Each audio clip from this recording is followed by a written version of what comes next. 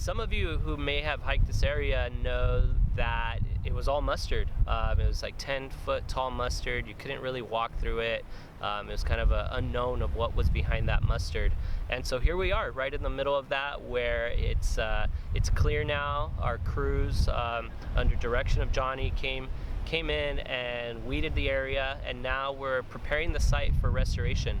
So with a lot of this preparation, we removed highly invasive trees that were out here, the mustard, tumbleweed, a lot of other things. And so you'll see little remnants of that stuff growing behind me, but as part of the site preparation, we were coming through every couple weeks and removing those weeds and trying to minimize the seed bank.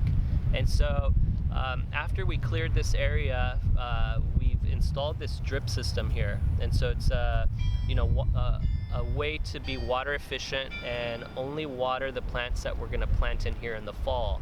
So this allows us to just be really efficient with our water use, minimize any potential erosion, and also limit the weeds that are going to grow out here. So if we were to use an overhead sprinkler system, we'd get a big flush of weeds, where with this drip system we're able to just water the plants that we're planting and let them really take over and push out those weeds over time. Some other things we noticed when we started to clear this area is we uncovered a lot of native plants that were here. And so if you see behind me, there's a lemonade berry and a prickly pear. And this is a different prickly pear that you see on our hills. It's not the lower growing prickly pear. This one gets tall. Some people call it chaparral prickly pear or tall prickly pear. This prickly pear is essential for cactus wren to nest.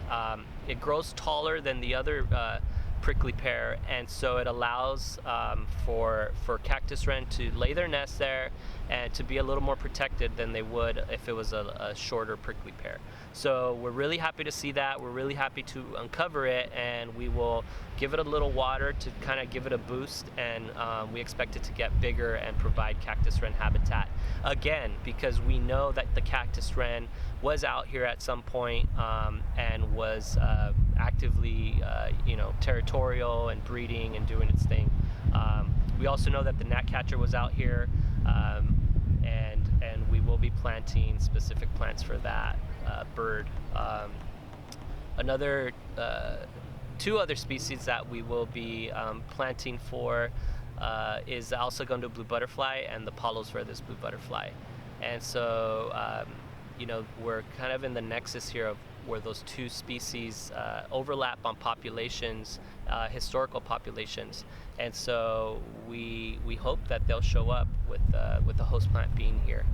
And so, as you can see, it's a unique area. You've all been out here. People are out here right now. It's really packed because it's such a beautiful area.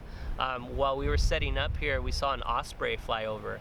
And so that's pretty unique to see out here, an osprey fishing. And so we see them here and there, but it just shows, we got these kelp beds out here providing great habitat for fish, and so our ospreys come out here.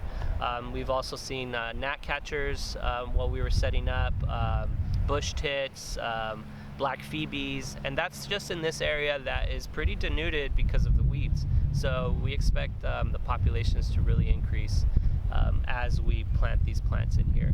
And so we'll have riparian habitat. Riparian habitat is really important for birds because it's cool, it's moist, there's sometimes little pockets of water, and so they'll come and have a drink. And then we'll have specific plants that typically have berries on them, and so the birds will be able to eat, drink, and find shelter in those riparian zones. And the riparian zones basically provide a corridor between the inland and the coast. And so, like I said, this is a unique place. Adrian was mentioning it in the presentation. We have a lot of topography here with the coastal bluffs. We have a lot of rare plants that occur on these coastal bluffs, and so we will be enhancing that with this project. Are there any questions